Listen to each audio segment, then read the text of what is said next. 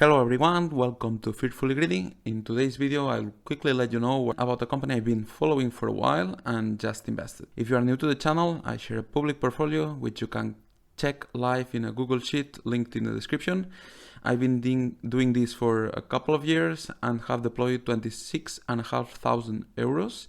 And as of today, I'm 135 euros down. So very little price movement, a few wins, a few losses, but not much else.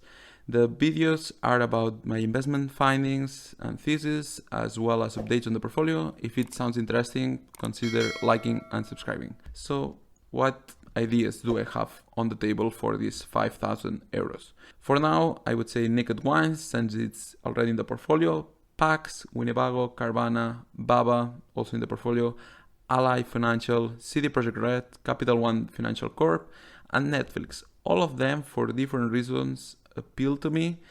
Most of them are big no's at the moment, but I've been doing some search on these ones.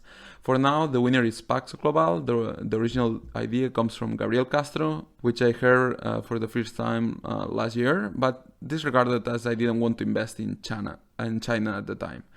Another debate in my head is if making a single 20% allocation to the portfolio or make it a 5 and 15, depending on the risk, or 10 and 10, not sure.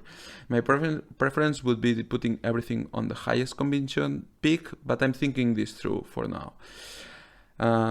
I've put a bit over half, 2.8k euros to PAX, buying 3,000 shares total.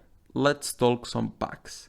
PAX Technology is a Chinese manufacturer of point-of-sale hardware and software. The company is headquartered in Shenzhen, listed in the Hong Kong Stock Exchange, and operates globally. Ticker 0327. Like it or not, we are going cashless, and all the companies that facilitate the transition will have a huge tailwind pushing them. PAX is one. They make POS terminals, so when you use your credit card, they are one of the only 3 global manufacturers of those units. They make the hardware and some part of the software. Their clients put the final software and market them to the retailers, which are the final users. I want to make the point that they do virtually no business in China. There is much more competition there and very different technology. QRs versus credit cards. PAX has become the number 3 international player following Ingenico and Verifone, so today 95% of sales are overseas, so not China. It is the main player in the emerging markets and just entering the last 2 years developed markets, like the US and Europe. I want to differentiate the two markets because the safety standards and the effort and cost to get certified in the rest of the world are much higher compared to China, making this a much harder market to enter and compete, and implies a wider moat for the companies already in the market.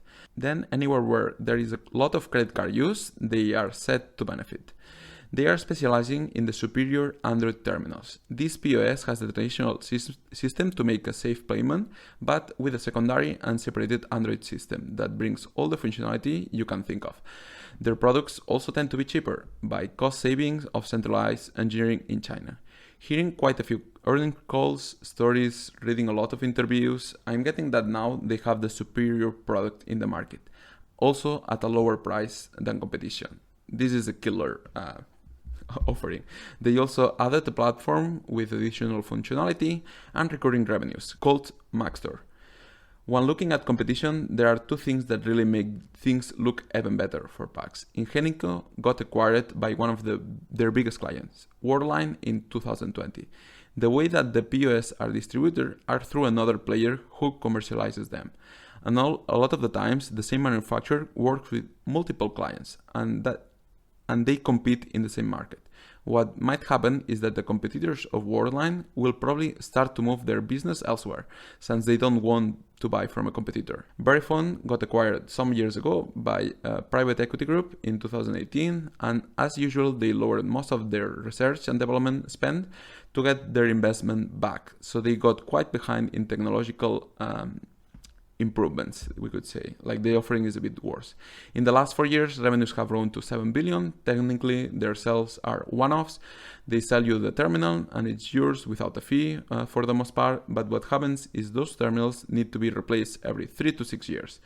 And there are pretty big switching costs, and you develop specialized software for those terminals. This brings us a pretty recurring business. In the same time, earnings have grown to 1 billion Hong Kong dollars. Keep in mind the conversion is $1 US, 7.6 Hong Kong dollars. So their bottom line is around 130 million USD. PAX has been growing at double digits, as the eye can see. They have gross margins of 40%, net margin above 15%, return on capital employed of 50%, net cash of 2 billion Hong Kong dollars.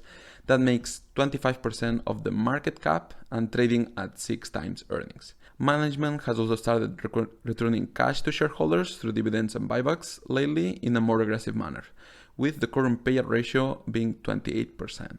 Without the China risk, PAX would be a no-brainer, but also without the China factor, it will be a much worse company. It's a two-edged sword, we could say. To me, as of today, it's a 1-foot bar to jump over. Time will tell.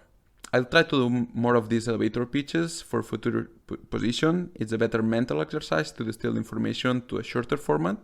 And also, it's more enjoyable to record and watch. If you don't think so, let me know and I will adapt. Next video, I will talk about banks, how to go about valuation, and most important things to look for. Stay tuned. Thank you for watching, and if you want to support the channel, like and subscribe. Take care and be safe.